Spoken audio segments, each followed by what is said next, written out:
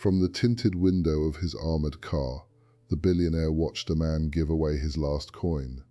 It was a simple act, a homeless man comforting a lost, crying little girl in the market crowd.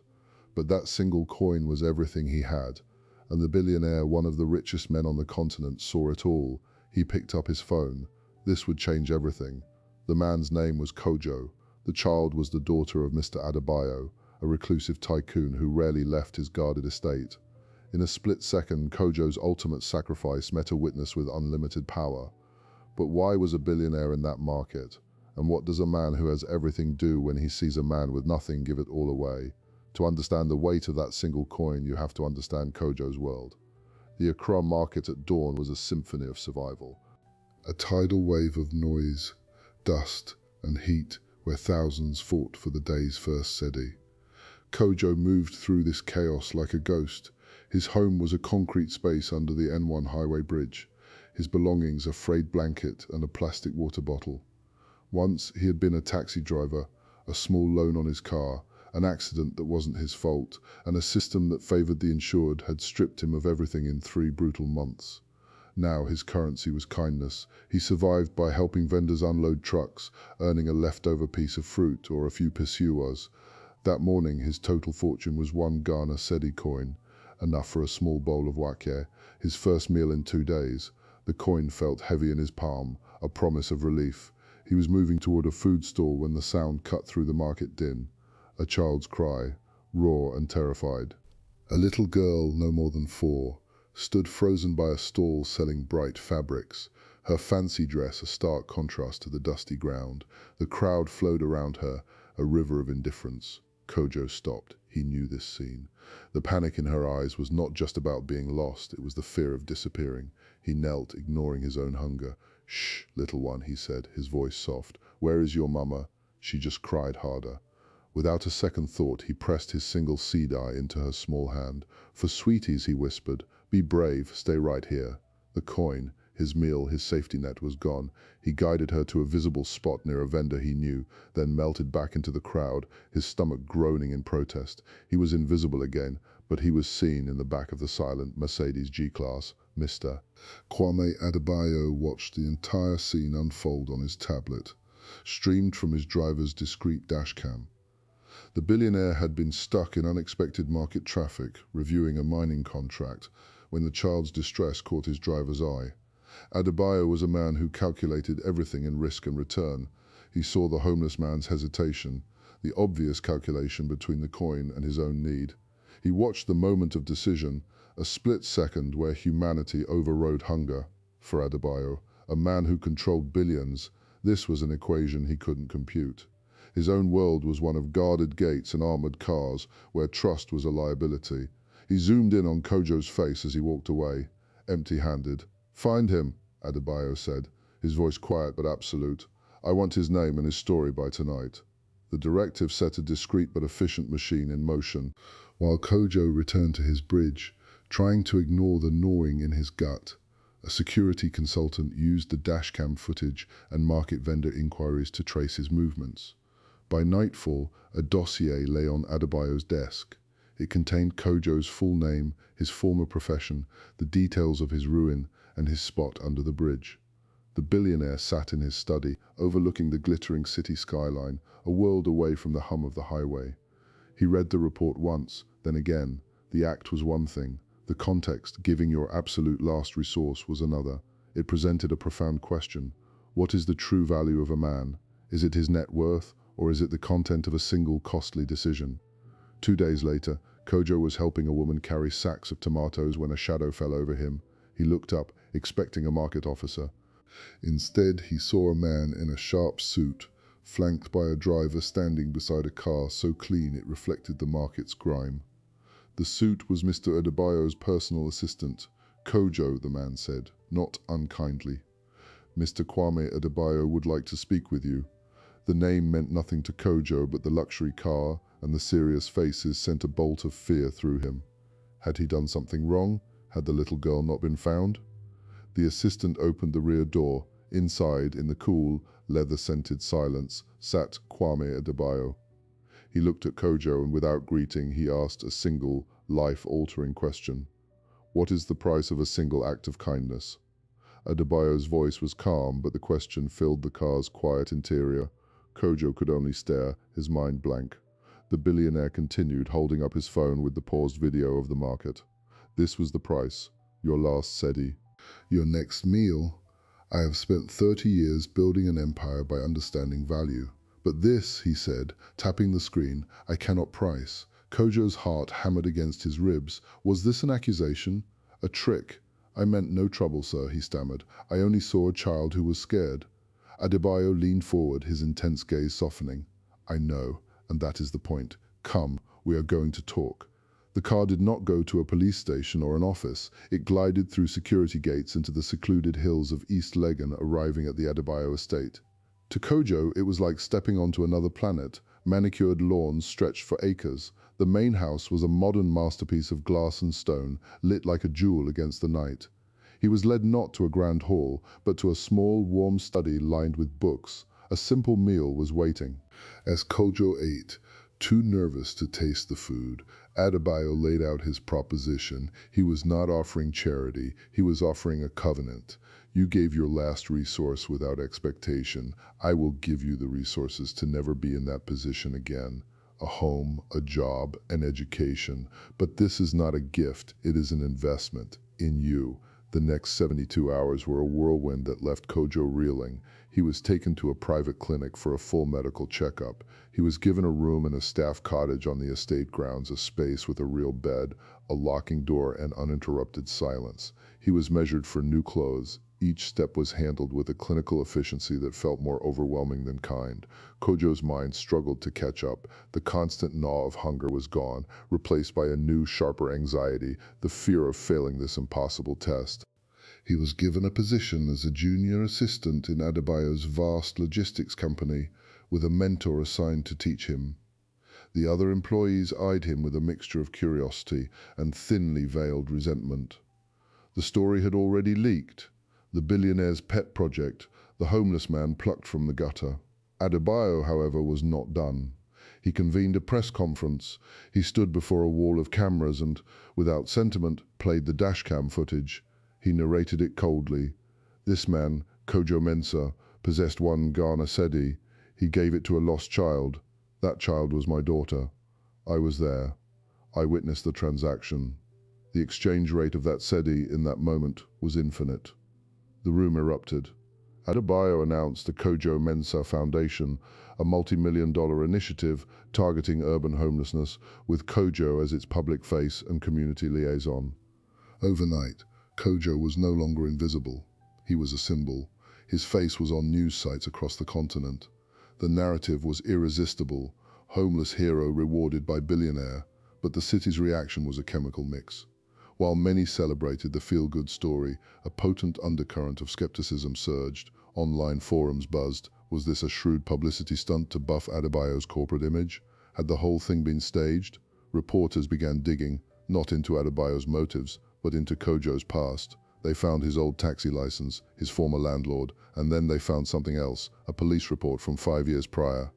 A minor altercation at a chop bar, a broken bottle, a charge of disorderly conduct that was later dropped. It was a footnote from a harder life, but in the new glare of the spotlight, it was presented as a troubled past. The headlines shifted subtly. Billionaire's hero has criminal record. The whispers at the logistics company grew louder. Kojo felt the walls of his new life closing in. The mentor assigned to him, a stern woman named Ama, saw his distress. They are looking for the crack in the story, she told him bluntly. Because if you are not a perfect saint, then Mr. Adebayo is not a perfect savior, and that makes everyone uncomfortable. Kojo wanted to hide. He missed the brutal honesty of the streets, where survival was simple here. Every smile felt calculated, every word a potential trap. Adebayo watched this unfold from a calculated distance. He called Kojo to his office.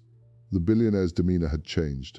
The initial curiosity was gone, replaced by the focused intensity of a CEO assessing a problem. They are testing the foundation, he said, gesturing to a tablet showing the news headlines. And they are testing you. What you do next will determine everything. Kojo felt a surge of frustration. I did not ask for this test. I gave a coin to a child. Exactly, Adebayo replied, his eyes sharp. That was the first test, and you passed. This is the second. Will you let them define you by a single broken bottle from a life they cannot comprehend, or will you define yourself? The pressure reached a breaking point when a popular TV talk show host, known for her dramatic takedowns, invited Kojo for a conversation. The segment was pitched as his chance to tell his story. Ama and the estate's PR advisor urged him to decline, to stay quiet until the news cycle moved on. But Kojo heard the challenge in Adebayo's words.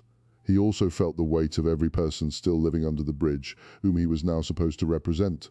Against all advice, he accepted. The studio lights were blinding. The host, Nana Ama, began with soft smiles, asking about the market, about his hunger. Then, with a sympathetic tilt of her head, she pivoted. Kojo, many are inspired by your story, but others, they wonder. They look at this police report from 2015, a fight, violence. How does that man become the face of a foundation for good? The studio audience fell silent. Kojo's mouth went dry. He saw the trap. He could apologize, make excuses, distance himself from his past self. But as he looked into the host's waiting eyes, he remembered the raw, unfiltered truth of his old life. He leaned into the microphone, his voice low but clear. That man was trying to steal my taxi. Kojo's voice was steady now, the memory overriding his fear. It was my only asset, my home. He smashed the window. I stopped him. The police came and arrested us both.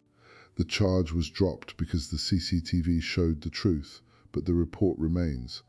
That broken bottle was my last defense against a life that was already being stolen. So yes, that man is me, and the man in the market is me. We are the same person.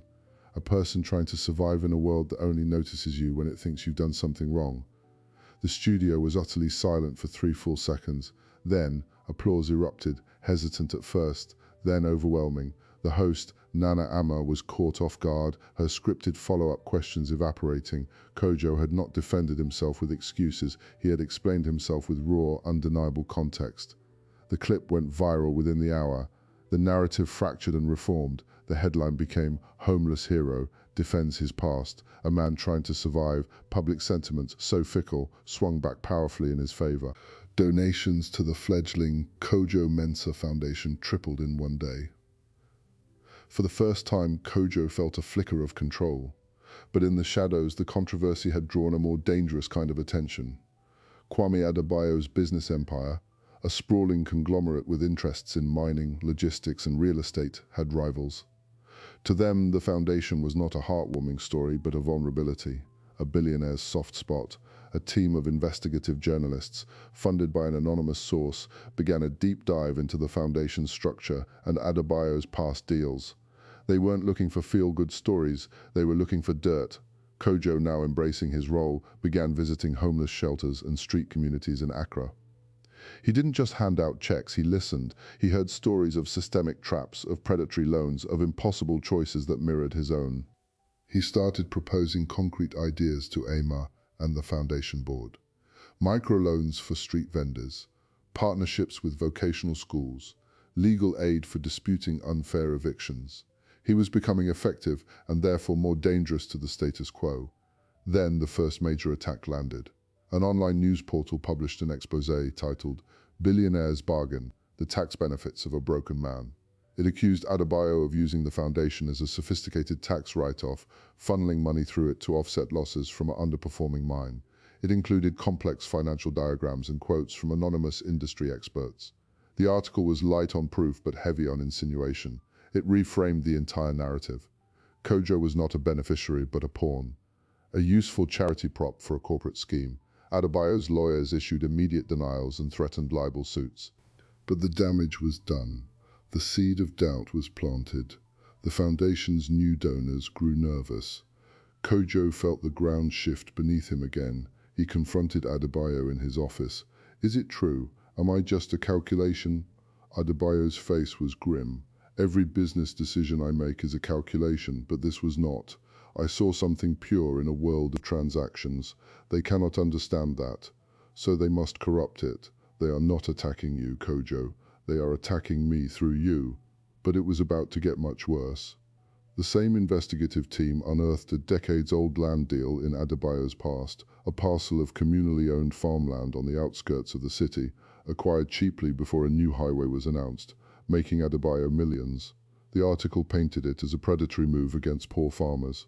It was a complex, legally sound deal from another era, but in the court of public opinion, it was a crime. The headline screamed, "The billionaire who takes land gives a home. Hypocrisy." This was the wait it gets worse moment. The attack was no longer on Kojo's past or the foundation's finances.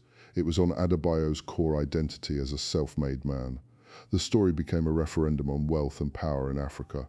Protests, small but vocal, appeared outside Adebayo's corporate offices. Hashtags like "Where is my coin" trended. The board of Adebayo's logistics company grew restless. The share price began a steady, worrying decline. Kojo watched the man who had plucked him from the streets become increasingly isolated and embattled. The billionaire's confident demeanor hardened into a defensive fortress. The mentorship, the quiet talks stopped.